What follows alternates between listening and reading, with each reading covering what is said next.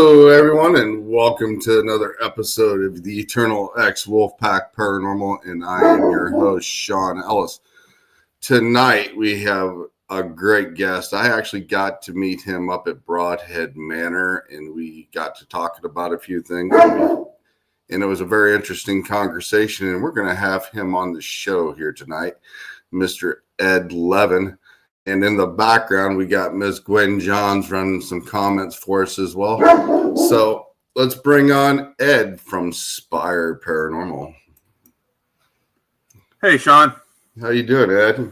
I'm doing all right. A little bit tired and whatnot from a long weekend, but I'm here. I think we're all feeling a little under the weather. I've been fighting a sinus infection since Thursday night, and I'm running about 75% today.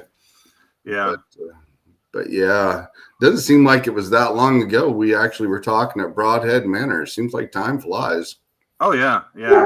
We've been so busy lately between our big Halloween event down in Watsika and Illinois and then this past weekend, like I said, we were busy out at in Rosemont at the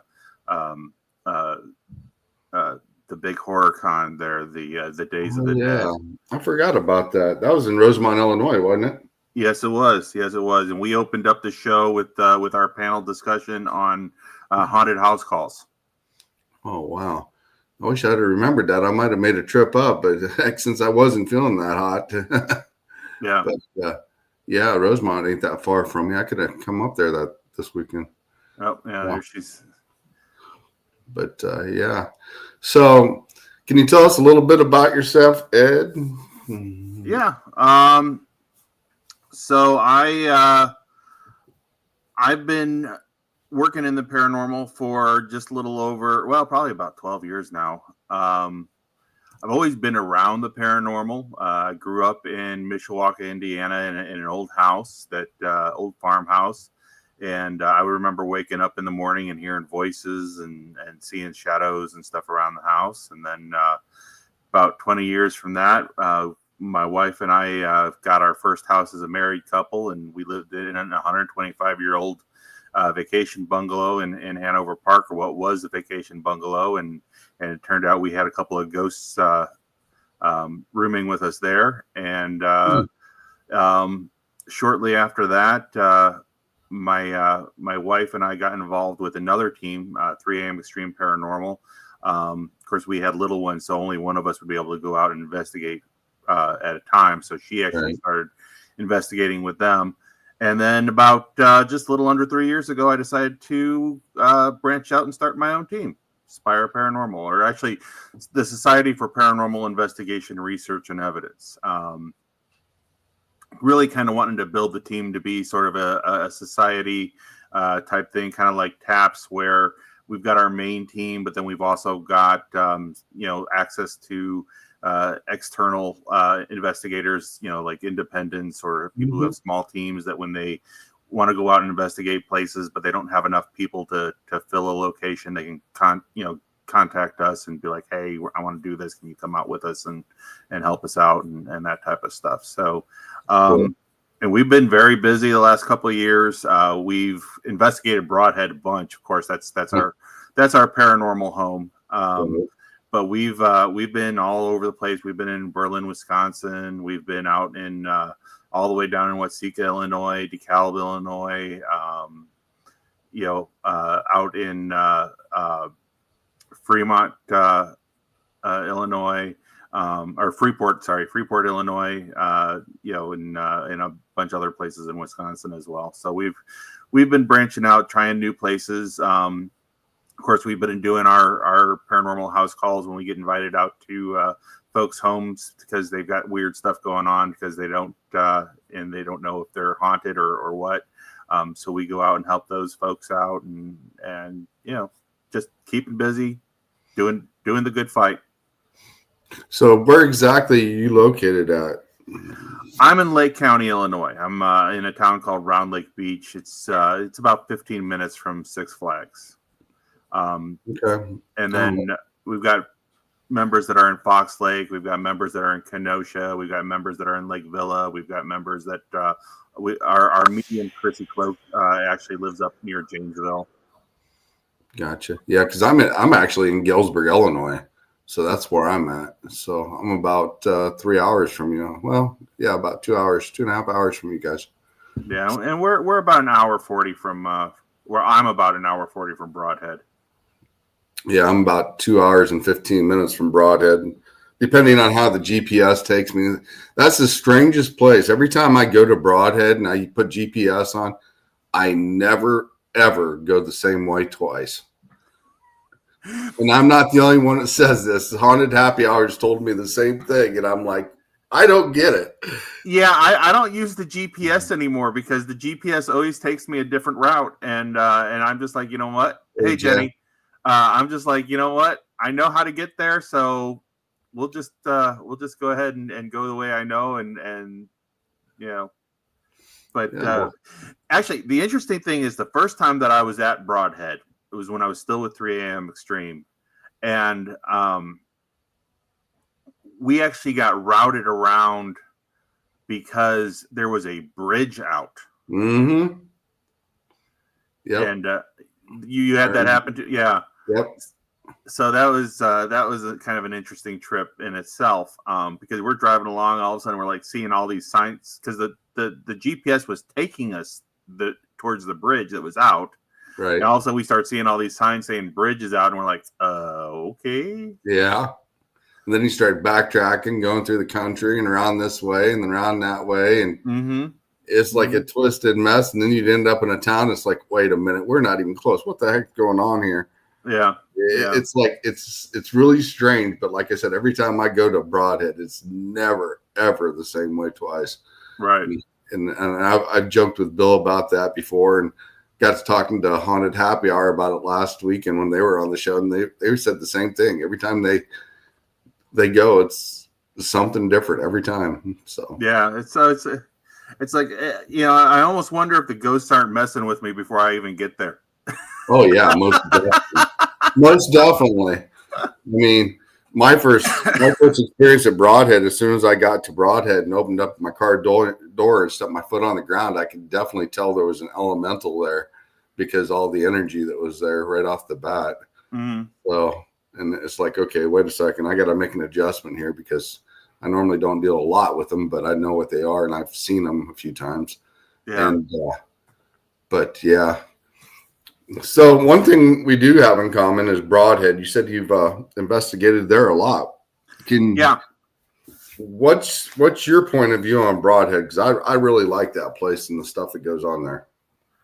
So Broadhead is, you know, of course, Broadhead is that big old school, and it's sitting on a bed of limestone. And as we all know, limestone is a conductor.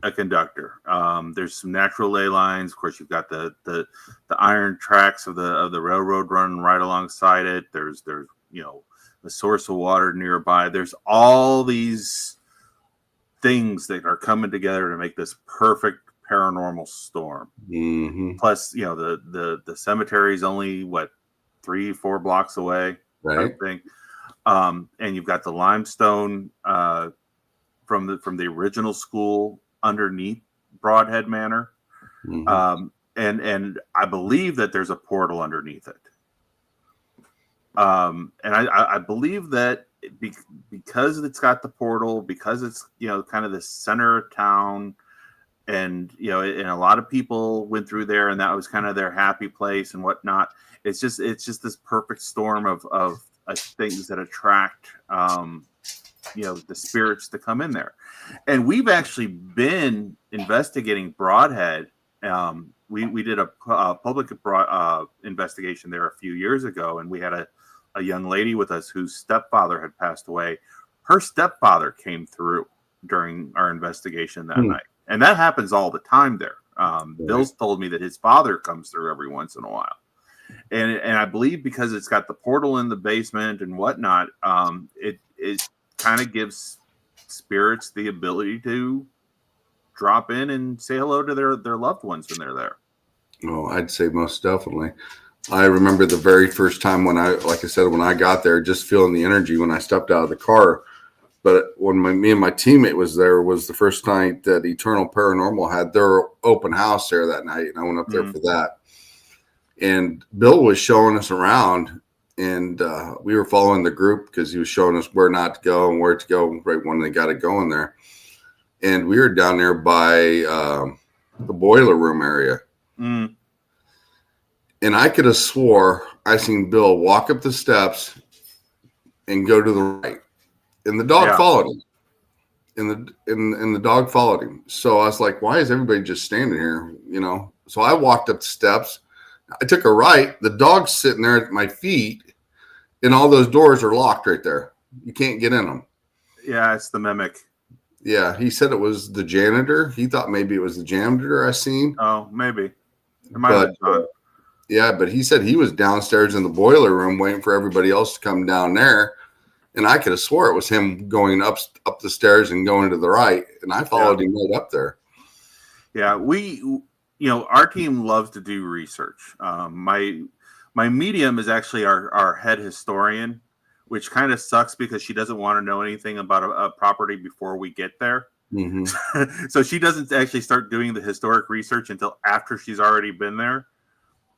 So we've got to kind of adjust that a little bit so that we have we have somebody who can research the history before we get into a location.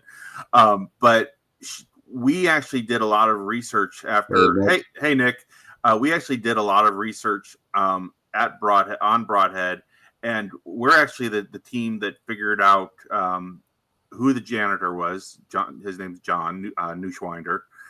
We figured out who the two principals are, Mr. Eck and Carl Feister is the other one. I've actually been to Carl Feister's grave. He's in the cemetery. Oh wow! Right there in town. Yeah.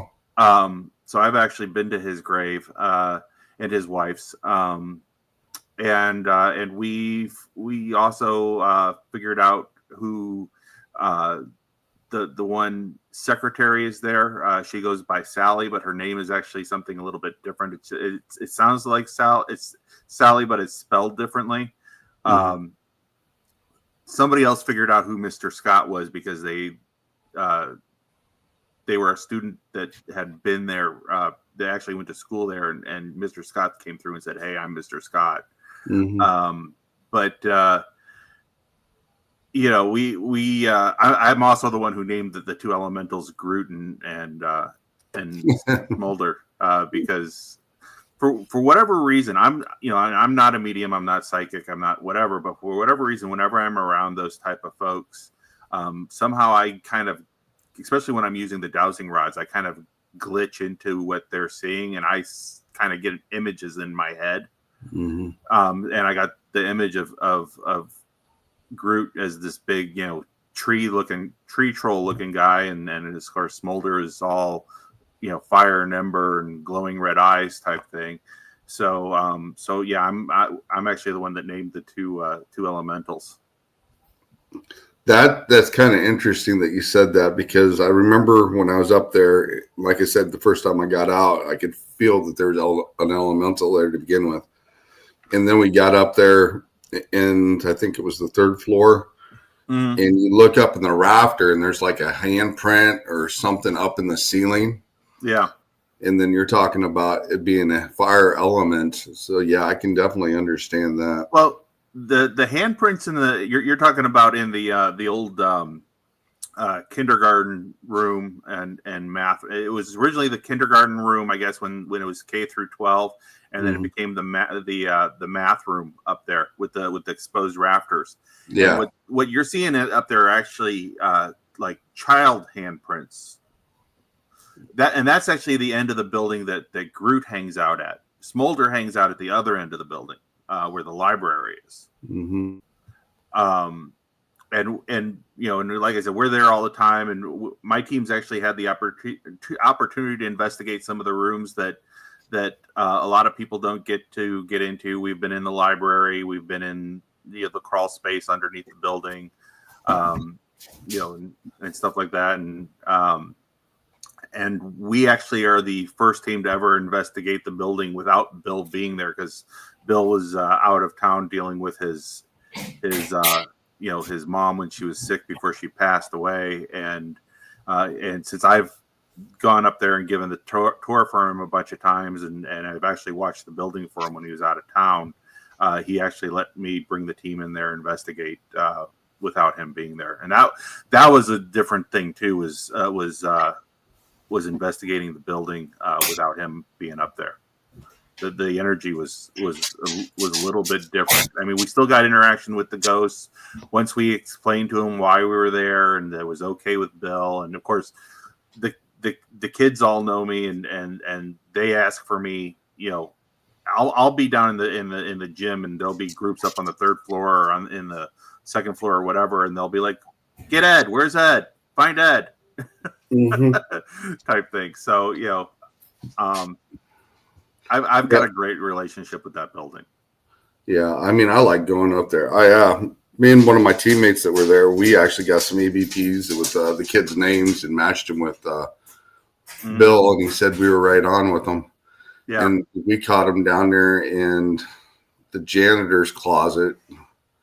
Yeah, and then we caught some upstairs a little bit throughout the night. But yeah, that place is definitely interesting, and it's big, it's huge. Right. I think the one night we also did a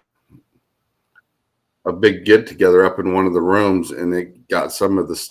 I think it was either the principal or the teacher from up in one of the rooms over at the Ovulus that night. Yeah.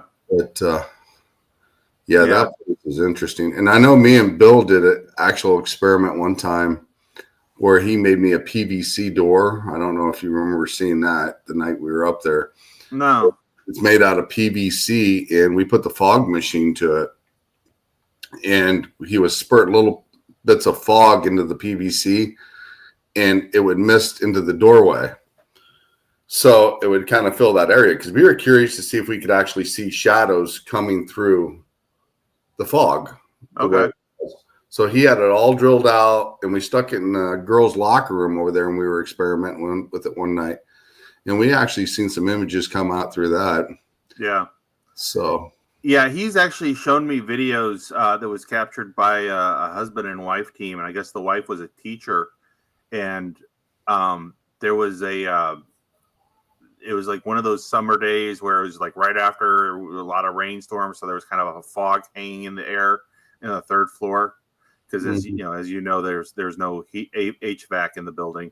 Right. So there was kind of a fog hanging in the air on the third floor, and the wife was playing sounds from of students passing in the hallways over a speaker, and they actually saw shadows moving back and forth across the hallway.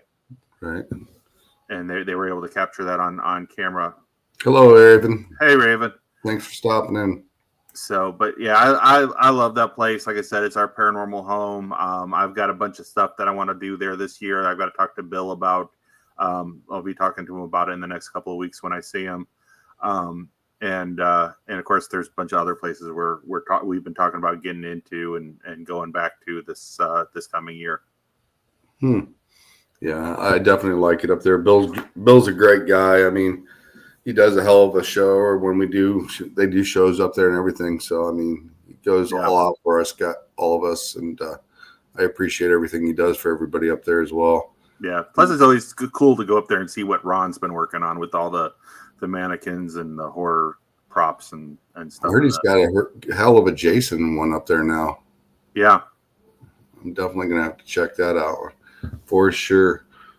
What is some of the other locations you've actually been to? So we've been to the Jericho property, which is they call it the Trinity, which is it's a Catholic church, a convent, and a school. That's up in Jericho, Wisconsin, not too far off from Oshkosh. That one is. I mean, we barely scratched the surface in that location you've got 3 buildings to investigate there. The interesting thing about the church is you go into that church and they've got the balcony where the choir is supposed to go and sing. Mm-hmm. And if you go up to that choir and you've got somebody who can sing, and you sing like Amazing Grace or something like that, it changes the whole energy of the building. Oh. Yeah, it changes the whole energy. Then there's all kinds of stuff going on in there. I guess sometime after we were there, some Larry and Neil, Larry from Ashes to Echoes, and Neil from Graveside Paranormal were up there, and I guess they said that it seems like something dark has kind of moved into the building because they removed the artifact from the altar down there.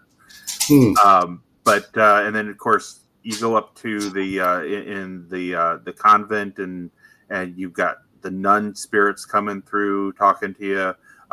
In the school, we've talked to a ghost in there, a spirit in there that said that he was a homeless guy that died in the area, and so he thought it was a great place to be. There's a maintenance guy there. There's a guy in the basement that we're not sure if it's the maintenance guy or somebody else, but that's kind of creepy and kind of creeped out the ladies in the group. So we've been there. There's a lot of activity there. We've been to the Freeport Freemason Lodge and worked with the spirits there. We actually got to speak to the spirit of one of the Freemasons that the people that run the paranormal tours and stuff actually know, because he passed away recently, and he's come back to the building. They've got a lady there they call the matron. She's one of the sisters of the Eastern Star, which of course is the female counterparts to the Freemasons. Right. We've also investigated. We're the only team to have ever investigated the Antioch Freemason Lodge, and that was kind of interesting too, because when we came in there, and of course we have our medium Chrissy with us. She thought it was kind of funny because we're in there and all these guys are like, "Wait, they know we're here? They're here to talk to us." So we talked to some of the gentlemen that were up in the temple. Of course, we can't show any of that footage on our YouTube or anything like that, but because they're very secretive about what goes on in their temple and the type of stuff. Well, it's still an active temple then. Yeah, it's an active temple, and so is the Freeport one too. But what was interesting is we were expecting to get the men there. We were not expecting to get all the ladies that were down in the social room, the party room. There was actually a bunch of ladies down there. One of which was, and I can't remember her name right now, but she was getting kind of sassy with me. She said I was being bossy. Huh.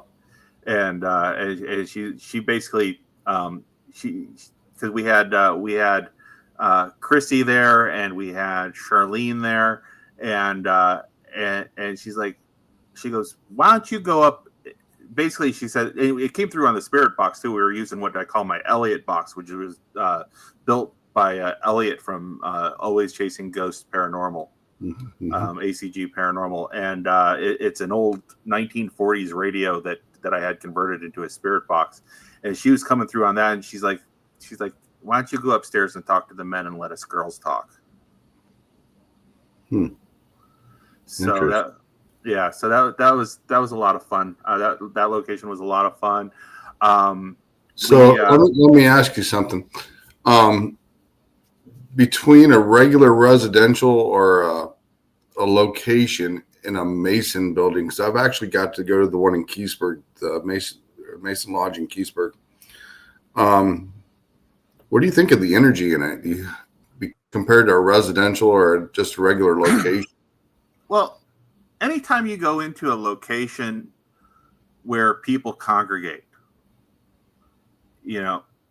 whether it's a church or a Freemason lodge or a ballroom or even a school, anytime you go into a location where people congregate, that location has a lot of energy, whether it's residual or it's the spirits that are behind, but it carries a certain energy. I mean, you go to an asylum or a prison, there's a lot of negative energy Oh, there. yeah. But you go into a place where people go in to have their special clubs, or to socialize, or to party, or to learn, or whatever. There's this positive energy to the place. And I mean, you go into people's homes, and it's a different type of energy. It's that homey energy. It's if it was a loving home, you get that warm, loving Right. energy. You go into a home where maybe there was an abusive person that lived there or whatever. But the thing is that the energy also changes with. I feel the energy also changes with whoever is currently living there, especially if they have the ability to or the wherewithal to go in and kind of clean the energy from whoever was there before out, so they could bring in their own energy. Right. But you still get that, you do still get some residual energy left. But it's not like when you go into, a public place, like I said, like a dance hall or a Freemason lodge or a school or a church or whatnot.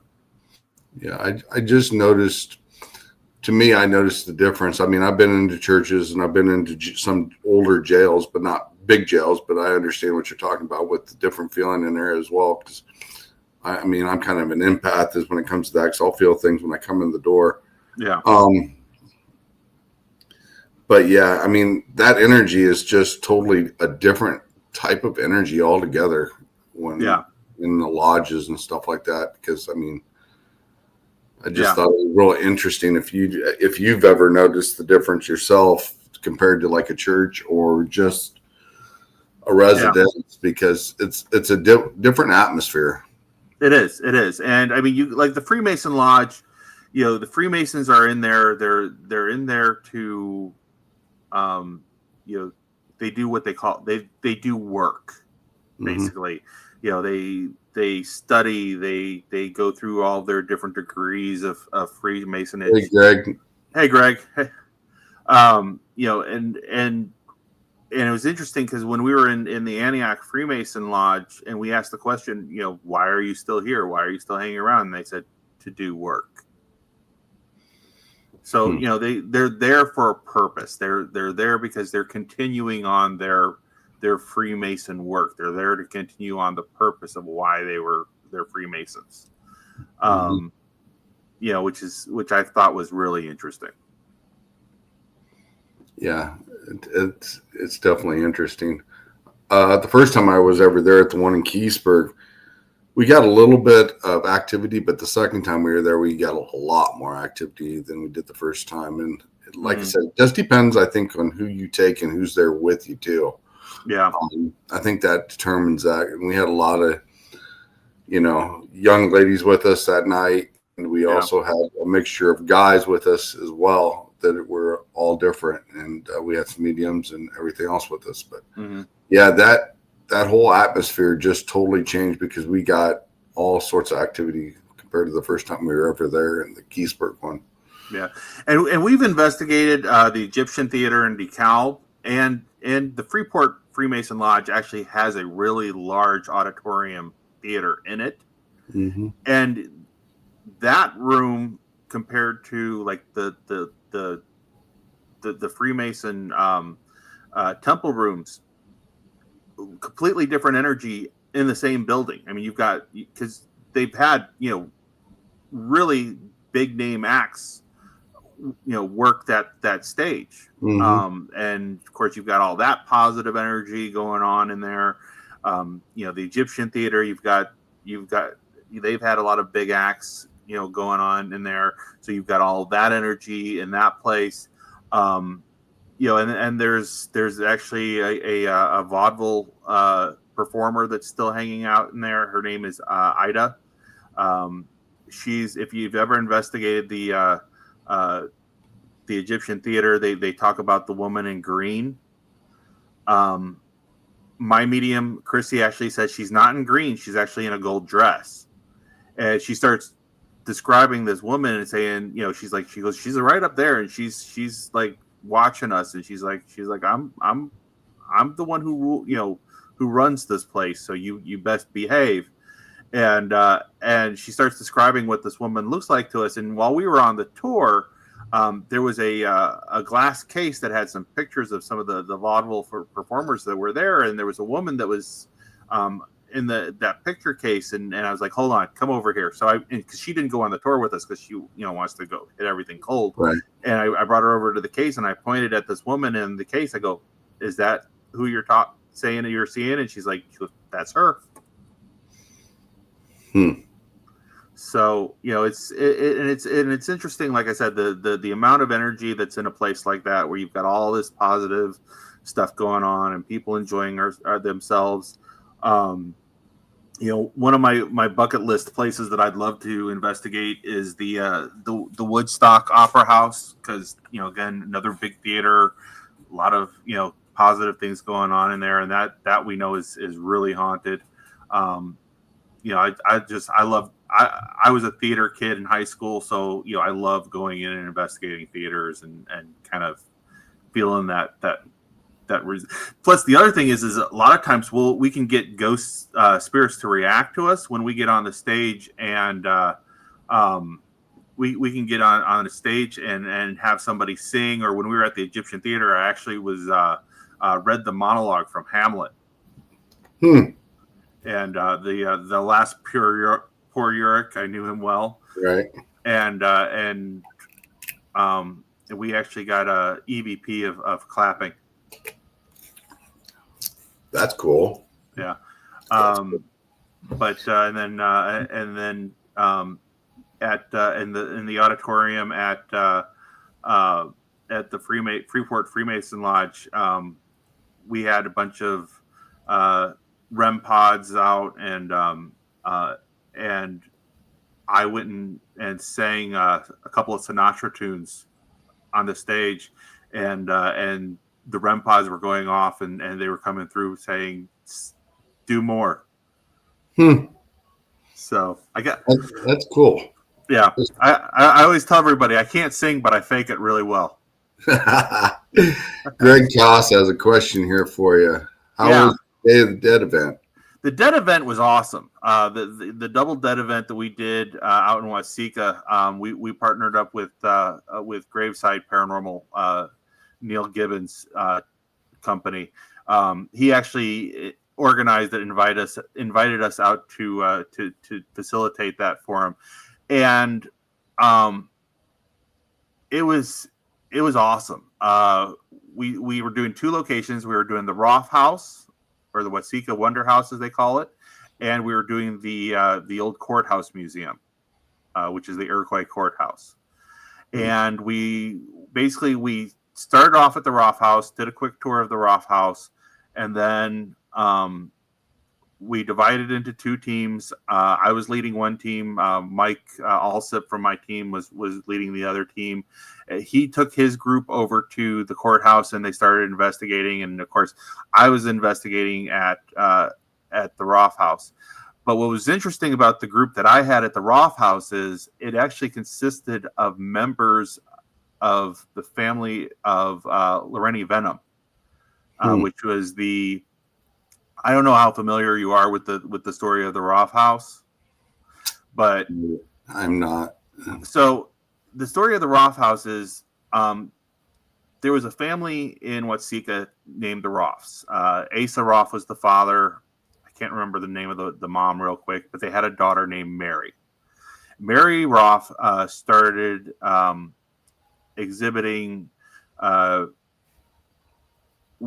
Basically, she would go into trances and start speaking, in tongues, and started doing all these things. And basically, what they put her into an asylum, but they figured out later on, a little bit too later on, that what she was dealing with was actually spiritual possession. Oh wow! She was a medium, basically. So she unfortunately died at a very young age.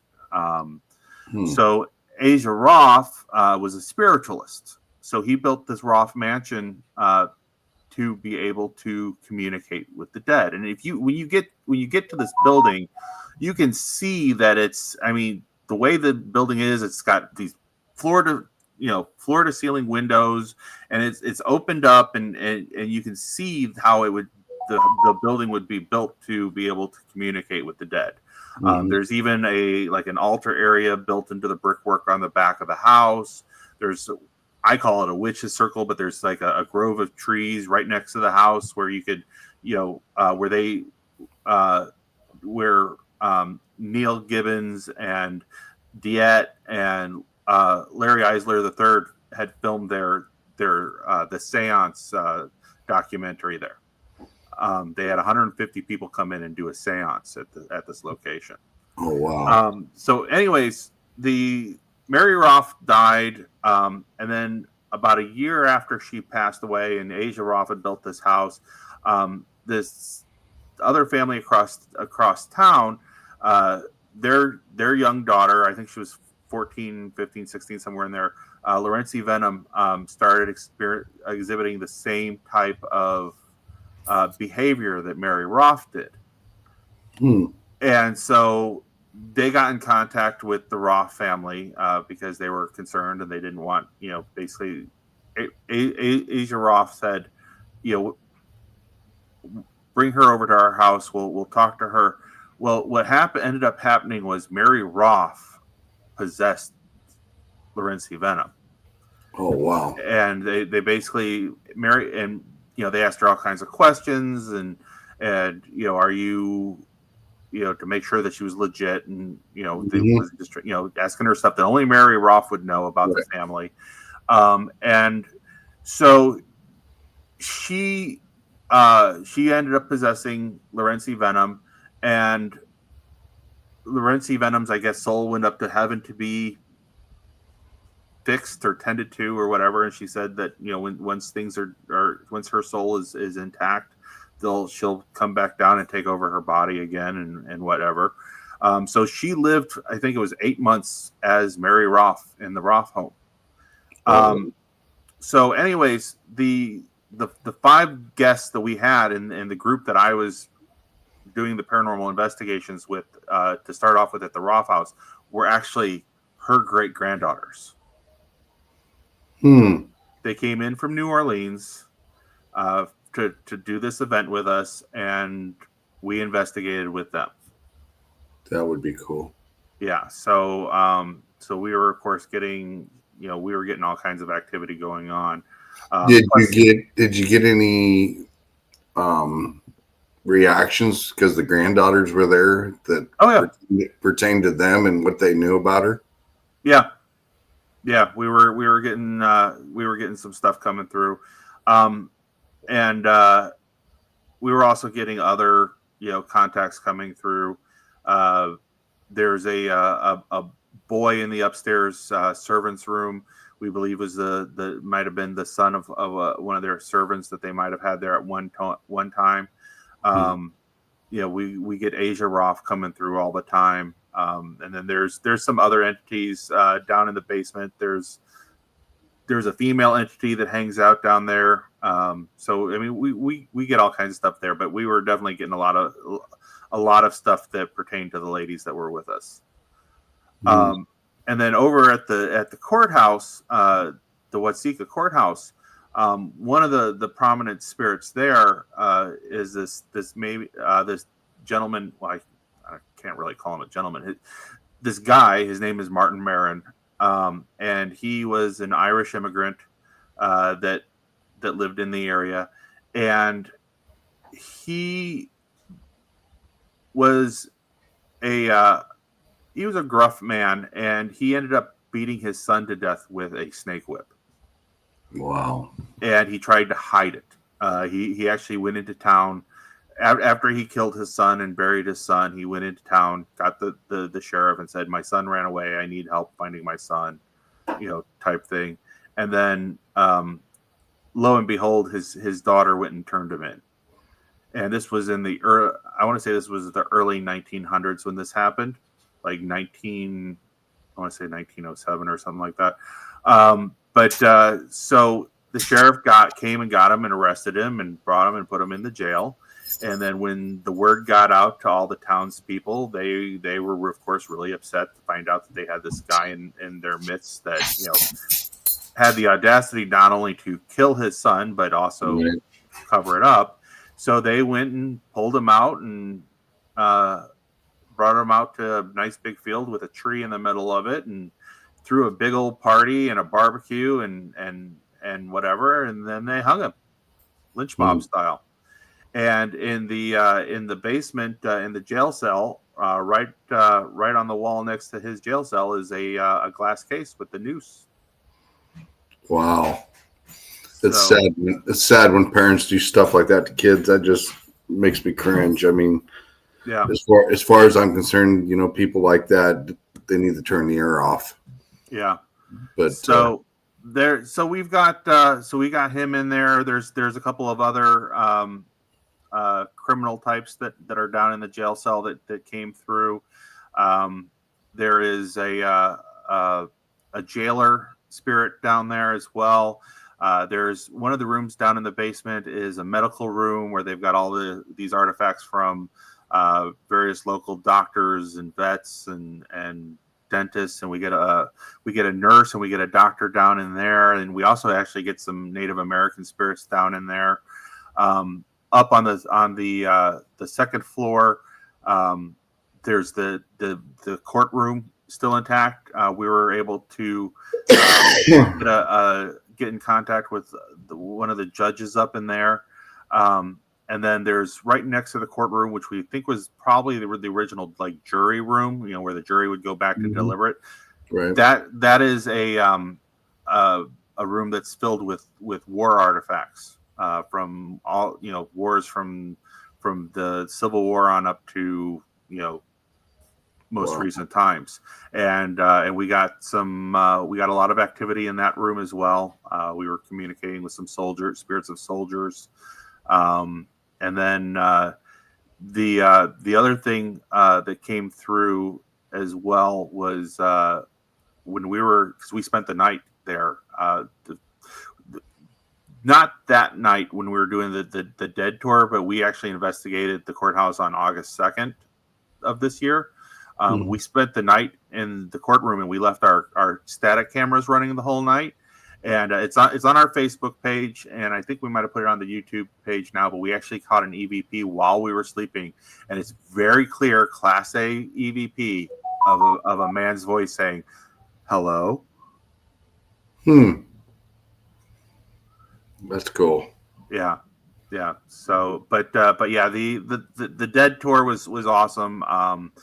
If you get the opportunity to investigate the Roth House or investigate the Watseka Courthouse, absolutely, I would 100% recommend both locations. That's awesome. And we were the first team to ever investigate the courthouse. That's cool. Sounds like you've been to quite a few cool locations and got a lot of evidence that's pretty outstanding. Yeah. I wish I was a better video editor, because then we'd have a whole lot more on our YouTube channel.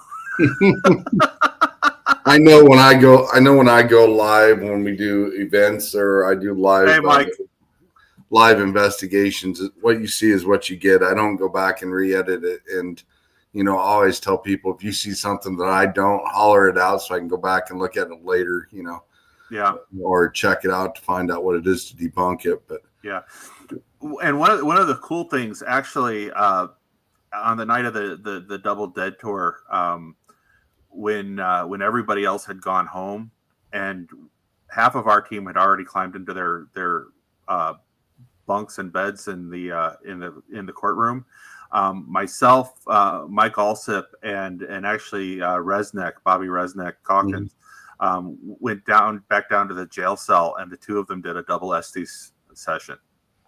And it was crazy, because I started off asking questions and they were answering, and then it's like they stopped talking to me and they started talking to each other. And it was funny because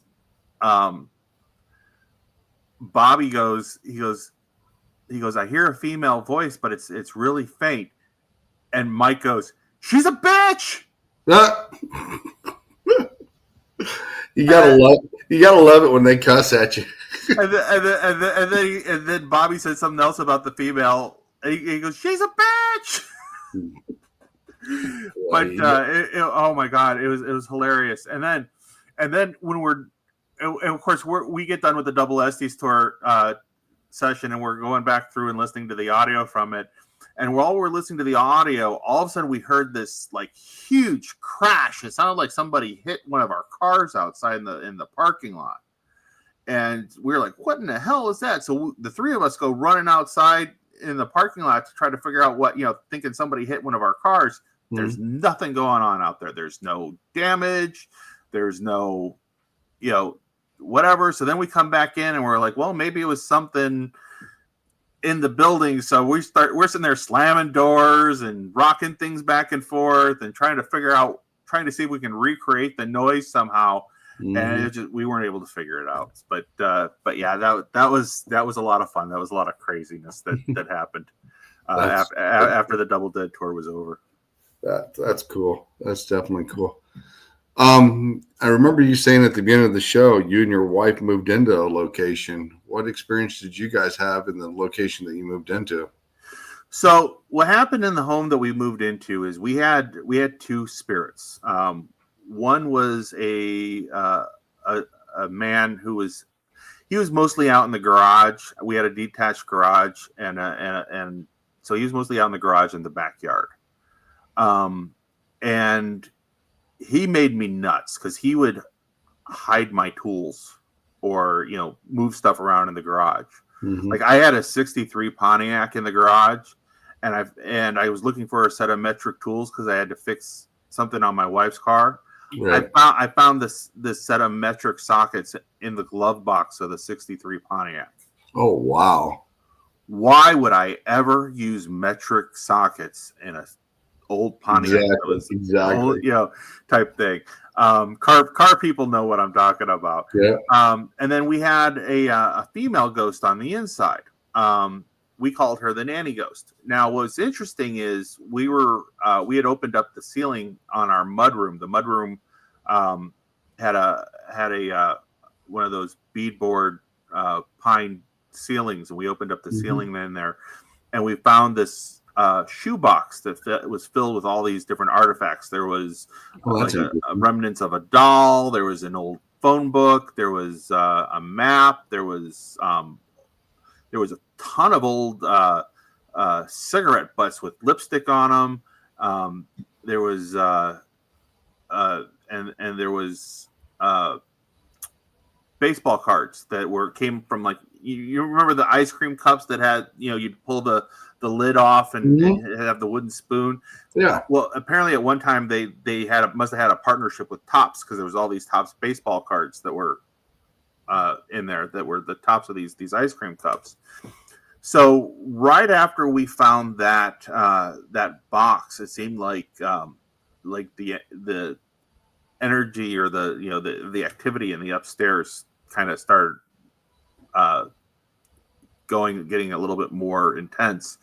But we called her the nanny ghost because this house that we lived in, it was only a 2-bedroom house. We had, my two sons were in the one bedroom up in the dormered attic, and we were up in the other room in the dormered attic.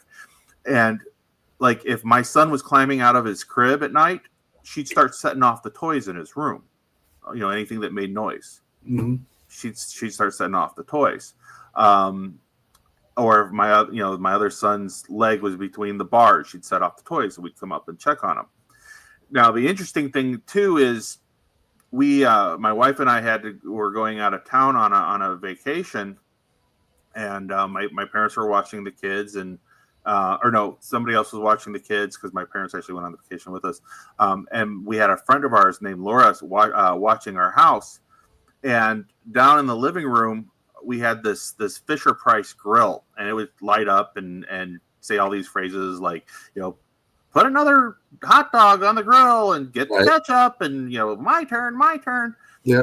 And So she's watching TV, and this grill keeps going off. It's making her nuts.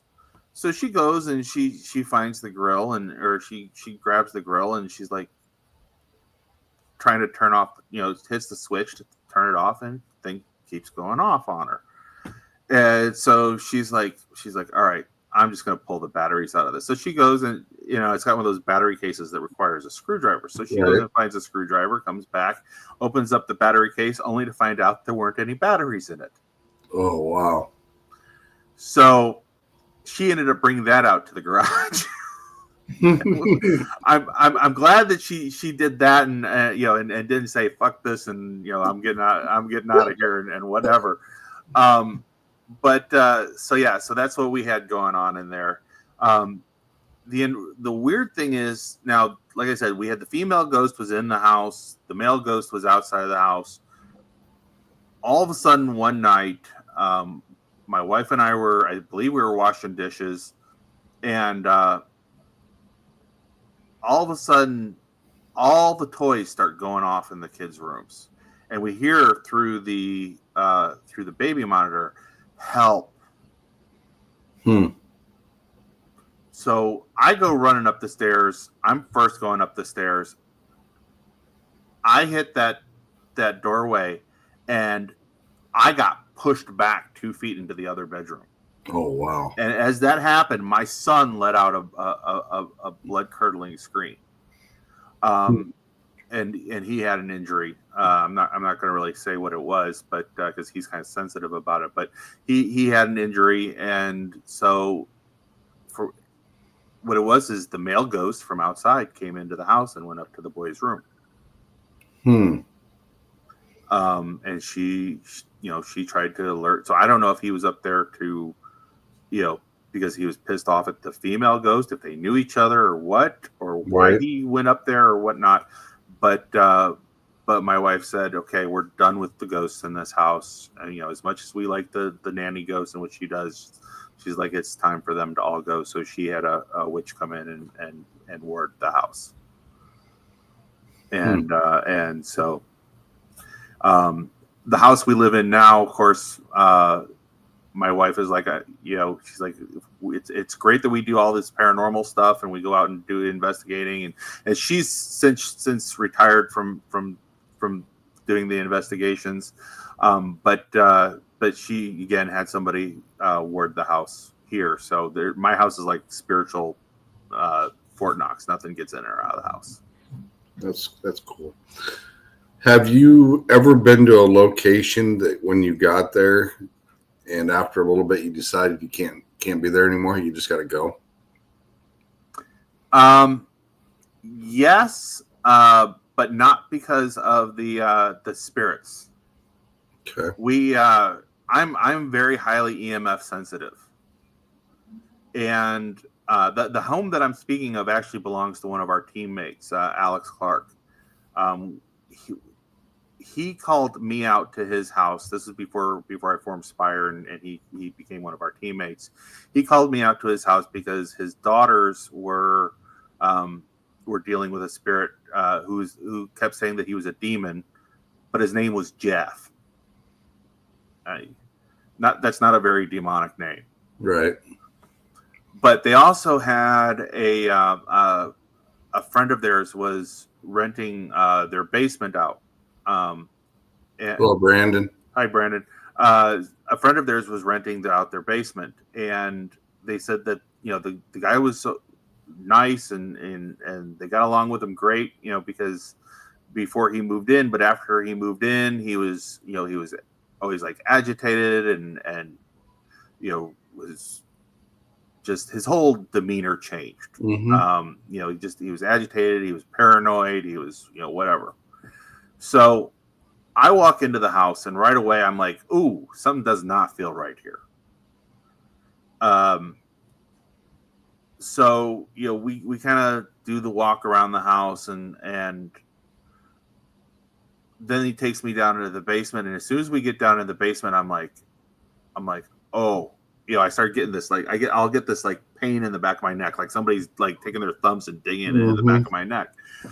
and we're walking down there, and I'm got the K2 meter, and the K2 meter like just pegs, right to red as I'm holding it up to the ceiling. So I moved the ceiling panel aside. Okay. Hi, Pam.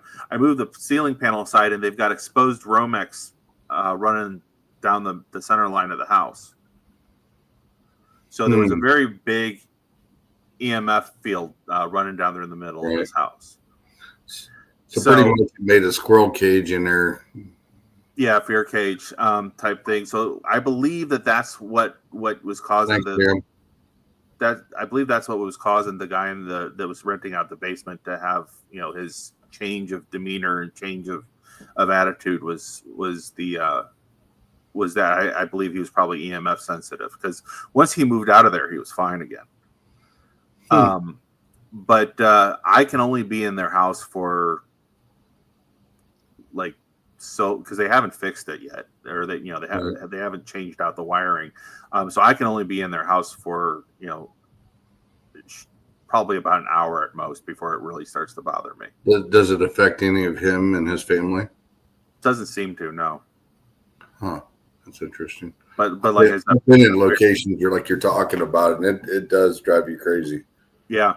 When I was with 3 a.m. Extreme Paranormal, we were investigating this place in downtown Chicago called Salvage One. And Salvage One is a really interesting warehouse. And what they do is, when an old building is being torn down, and if it has unique architectural properties, or like an old bar, or stained glass windows, or things like that, they go in and they remove the stuff and preserve it so that they can actually resell it to be used in new constructions or in restoration projects. Right. And so we were in that warehouse, and this was actually the first investigation I ever did with 3 a.m. We were in that warehouse, and we were up on, I think it was the 3rd floor, and every so often, and this is actually when I discovered I had the EMF sensitivity. Every so often, I would get like this, the pain in the back of my neck, like every 5 feet or something, and I was like, what is going on in here? Well, of course, we're in the dark, so I take my flashlight and I shine up at the ceiling, and there's exposed conduit this far from my head, like about 6 inches above my head. Right. So as I was walking through under these exposed pieces of conduit with the wiring running through, it was affecting me.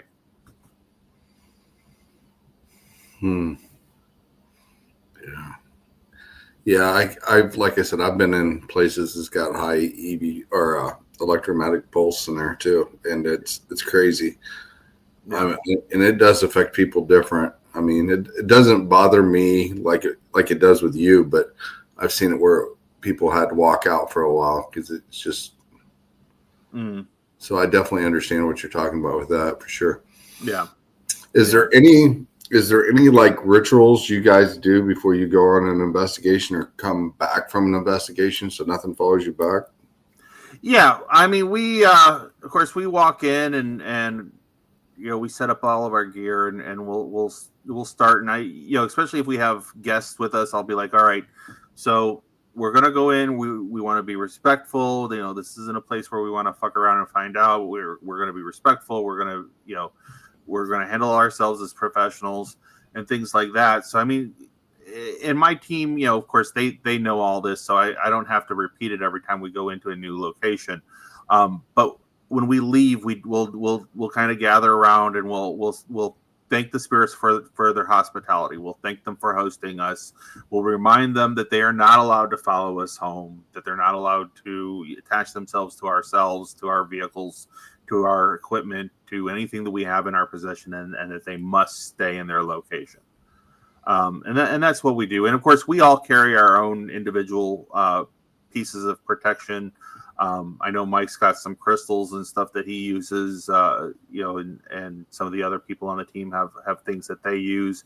Crystals don't do anything for me. So you'll see when I go out I don't have them on right now, but you'll see when I go out, I always have these stainless steel rings on. Mm-hmm. So for me, it's the heavy metal type thing.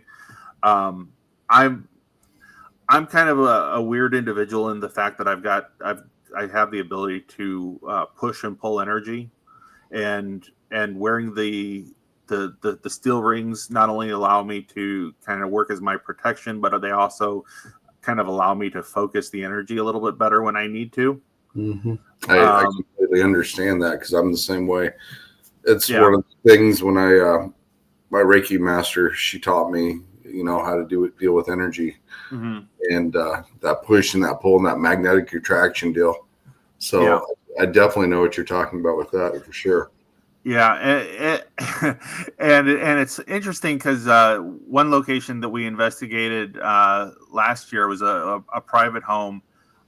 We were it was a home in the city of Chicago, and we were doing a session with the dowsing rods, and the homeowner was holding the dowsing rods, and she was trying to communicate with a spirit down in the basement who was coming through as being a non-human entity. It was saying that it was an imp. It was actually Right.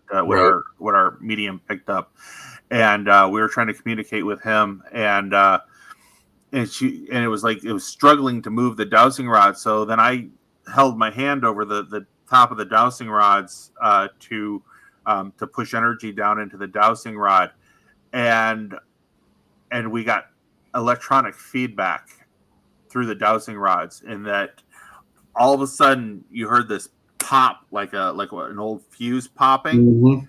and you saw that everybody saw it, and we've got it on.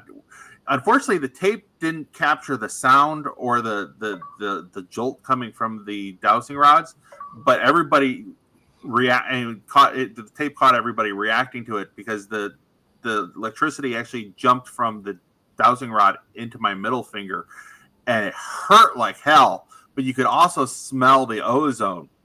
Oh yeah.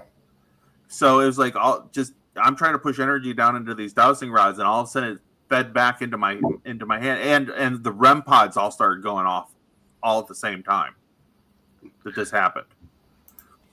And then when I went to actually take the dowsing rods from the homeowner, it happened again a second time, and all the REM pods went off. I don't want that. I don't know why that went off. We always have strange stuff going on once in a while. I was actually going to find a file here because you were talking about energy transfer. Well, we were in the Masonic Lodge in Keysburg, and Haunted Happy Hour caught this when I was doing a Reiki session with one of the ladies there that night. Yeah. And it was showing the energy transferring from my hand to her hand. Oh, okay. They caught it on SLS, and you could actually see it changing colors. But yeah, I definitely understand you're talking about that energy. Yeah. She said she was feeling the spirits around her dancing around her because they were doing everything that it would be. doing stuff with her before. And I asked her, I said, let's do an experiment. And I sat down and I put my hands about 5 feet away from her at first. And you can see it in the video, and you can see my energy transferring from her. It's the ladies. I thought it was pretty cool when they captured this with the SLS they had. Mm.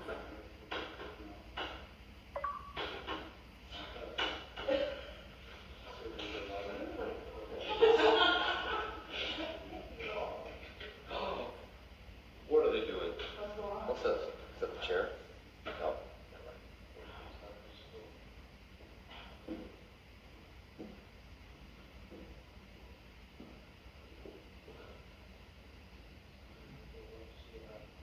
And he's red.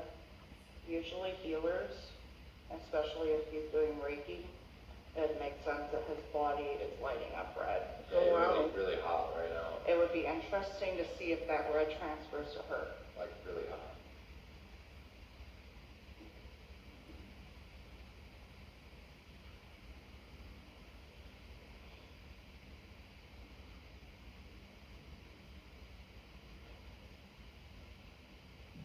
That's so funny because that's the receiving hand that he's doing it to right now. It's starting to That turn receiving red. hand is lighting Yeah. up, Oh, wow. and he's not touching her. You Mhm. see that, guys? Mhm.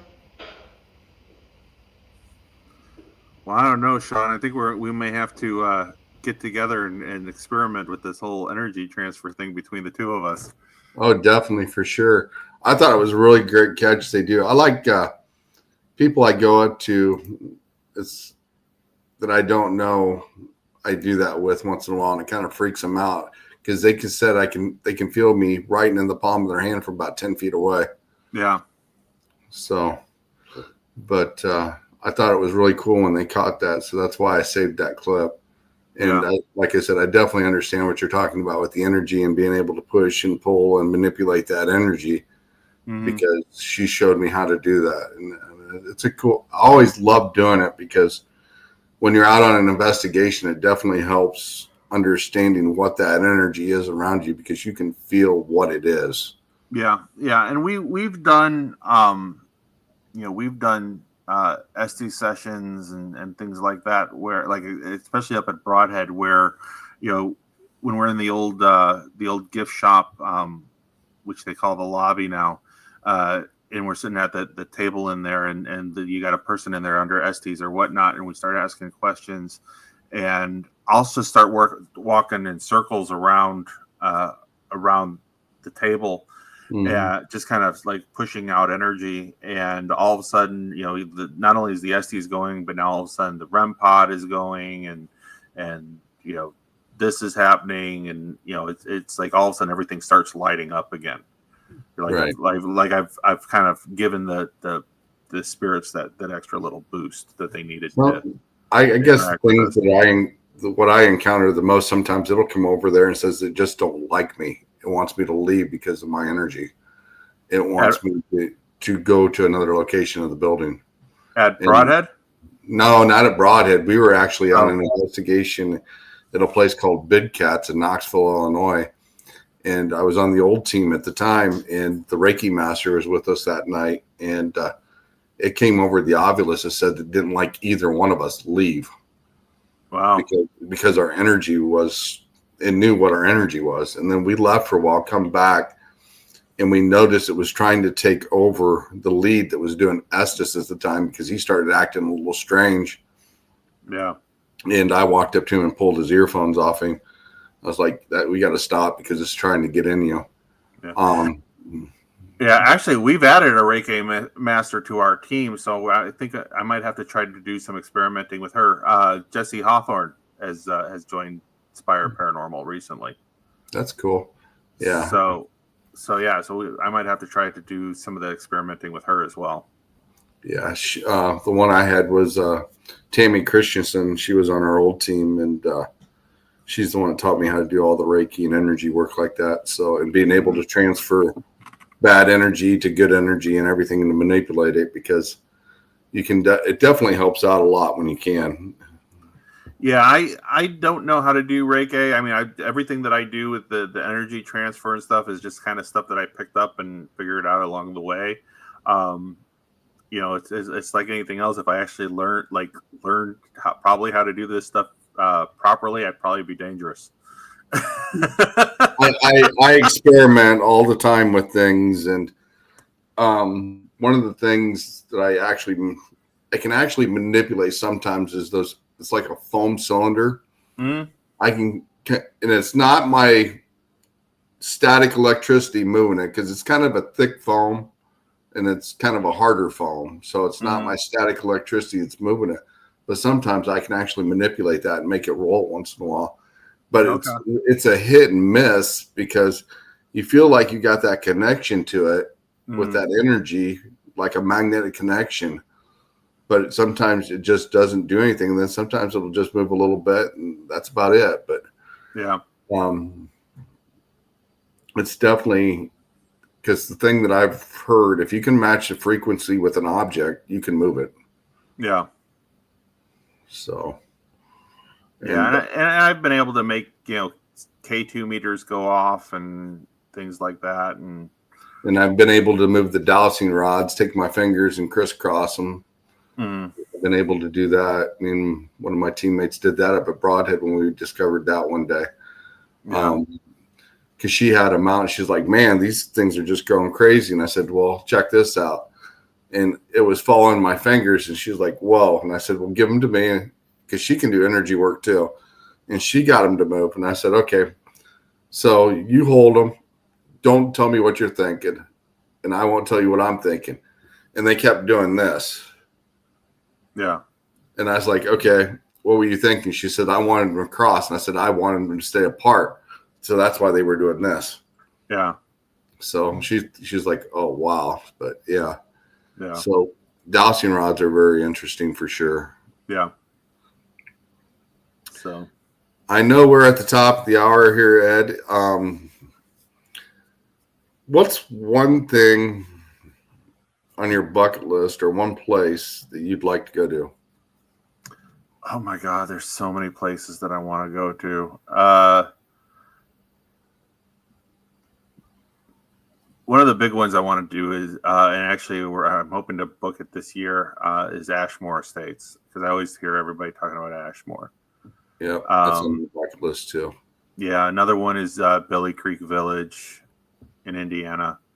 And the thing that I find fascinating about that is that they've got all these buildings that they took from all these different locations. They brought them to one location, and it's like this whole location is just incredibly active. But I would have to say that the one place that's really kind of at the top of my list is the Haunted Clown Museum in Nevada. Ooh, I've heard so many things about that. Some of it's hit and miss, and then some people just say, "Wow, it's just unreal." Well, and really, it's not even just the museum. You've got to explore the old cemetery, minor cemetery across the street from it too.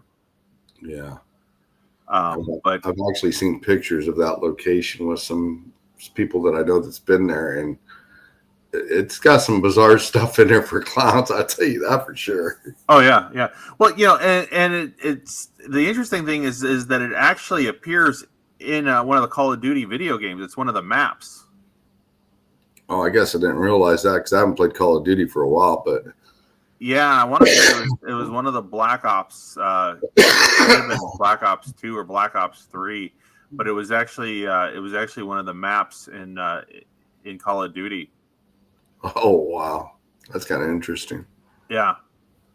Yeah. But of course, nothing haunted happened in the game, so that's good. We need to 5 days at Freddy's. We need to add that in there. Yeah, there you go. So, what's one thing you would tell new teams that are just starting? So, interestingly enough, there was a post recently about in a group that I'm involved in called Chicago Paranormal, run by Jack Chavez. And somebody had posted that they were looking for a team to join, and of course all these people started. I mean, there's hundreds of comments on this post of people saying, I want to join a team, and I want to join a team, and I've done this, and I've done that, and I really want to join a team. So there's a lot of enthusiastic people out there that really want to get involved in the paranormal. Mm-hmm. The best advice that I can give you is keep an eye out for public investigations. Broadhead, Freeport Freemason Museum, or Freemason Lodge. Other locations that have public investigations. Eternal Paranormal. They've got their new location out there. The Sanctum of Souls. Yes, I've been there. Yes. We're trying to get in there too. That's cool. But I know that they do public investigations. If you're interested in doing it, go out to the public investigations. Investigate with people who know what they're doing. Learn how to do this. See if maybe you can get involved with an existing team, or if you really want to start a team of your own. Like I said, if you can get on a team and be with a team for a while and then branch out on your own like I did, do that. But learn the ropes. Learn. I mean, you can learn things from watching some of the shows, but you don't learn everything. You know, because the shows are their shows. They're cut so that all the boring parts are taken out of it. Mm-hmm. You know, because as you know, 70% of a paranormal investigation is sitting in a dark room by yourself talking to yourself. Yep. You know, you don't always have things popping off like this. Right. You know, and that's the thing is I have a feeling, especially with with all these groups that are popping up on YouTube and TikTok and things like that they go out to these locations and they're expecting things to happen and whatever, and things don't happen, so they get bored and they start screwing around and they're running around and they're like, oh, there's demons, and there's this and there's that. Yeah. Don't do that. If things are going to happen, if the spirits are going to reach, contact you or communicate with you, it's because you're being respectful. You're doing the right things and you're drawing them in. Don't run around like a fool thinking that that's going to get things going. We've got Zach Bagans out there who he goes out and he instigates the ghosts. Mm-hmm. and he goes to places where he can instigate the ghosts. And I've actually talked to people who own locations that he's been to or have investigated locations that he's been to that say that after he's been in their location, he didn't go in there to help quell the activity. He after he leaves, it's actually worse. Mm-hmm. I've got a friend out in Florida that goes to a location that his team has been to, and he had to actually, it's still very haunted. They still run paranormal investigations through there, but he had to actually kind of go in there and calm things down a little bit. Yeah. So, I mean, that's the number one thing is when you go out to these locations, be respectful, especially if they're a place like Broadhead Manor where they've got all the statues and masks around. Don't go in there and start moving stuff around when the owner's up, sleeping in his room, so he comes downstairs and finds things moved out of place or knocked over or broken mm-hmm. or whatever. You have to be respectful, and you have to make sure that, that you're being respectful to the ghosts. This is not a zoo. We're not going in there to, tap on the glass. We're going in there to communicate. And that's the best advice that I can give. I mean, I've actually been to locations they've said it was haunted, and I've been there and not got any activity at all. Yeah. So I've been in Broadhead Manor when there hasn't hardly been any activity. I mean, and this is one of the most active buildings that I know of. Mm-hmm. And it was after Bill hadn't been in there a while, and he likes to play music to amp the place up. And it was just real, it was real quiet, and we didn't get a whole lot of activity. We got a little bit here and there, and Elizabeth came down and said hello and mm-hmm. whatnot, but I've been in the principal's office and gotten absolutely nothing. Either he wasn't there or he just didn't feel like talking. Yeah, like I said, I've been to locations before, and don't be afraid to reach out and ask one of us teams. Hey, can we come tag with you one night? Yeah, because I've had people do that before and right. taking them out. And I always like to say that paranormal investigating is a lot like fishing. Some days you get into the honey hole and you're getting all kinds of activity and you get your limit full, and other times you get skunked. I definitely will agree with that. Yeah. I definitely will agree with that. So where can everybody find you at, Ed? So you can find us. Our website is ghostlyspire.com. You can find us at Spire Paranormal on Facebook. We've also got we do have a Twitter and a Instagram, although we're mostly on Facebook, and you can if you can search the Spire team on YouTube, you can see the few videos that I have up there. Hopefully I'll be getting them up more. And like I said, we've got most of our links and everything on our website, which is theghostlyspire.com. And if you want to contact us, we've got a hotline number on there, and of course you can always email us as well. That's awesome. That is awesome. Well, Ed, I'd like to thank you for coming on the show tonight and taking the time to do it. We will definitely have to get together and team up one night. Absolutely. We love to do collabs, and if there's like I said, if there's a location that you want to do and you need some extra teammates, give us a call, because as Mike Alsip and I always say, let's go. Yeah, it's like when I say let's go, everybody else has got something to do, and it's just me normally going. But I understand one of our teammates has got like 2-year-olds, so that's understandable. Mm-hmm. And but the rest of them, sometimes I'll post stuff up, and it's like almost 2 weeks in advance. Then the day comes, it's like, no, I'm busy. Yeah. Okay, whatever. Shoot me an IM, and if we're free, I'm all for it. Sounds like a game plan. I am going to set you backstage here, Ed, and I will talk to you in a second. And thank you again for coming on the show tonight. Yeah, my pleasure. Gwen, I know you're hiding backstage. Do you got anything you want to say before we close out the show? I just thank you, everybody, for watching. And, tomorrow night, of course, is what I call Manic Monday. Sometimes we got 3 shows. So, tune in. If you ever see us live, just tune in and see what we got going on. Most definitely. And like I said, thanks, Ed, for coming in tonight and coming on the show. And next weekend, we have one of the All Access members coming on the show for the first time. Ms. Raven Wolf will be here next Sunday. Nice. And we will have her as a guest. So stop in next weekend and say hi to her. And everybody have a great weekend. We are out of here.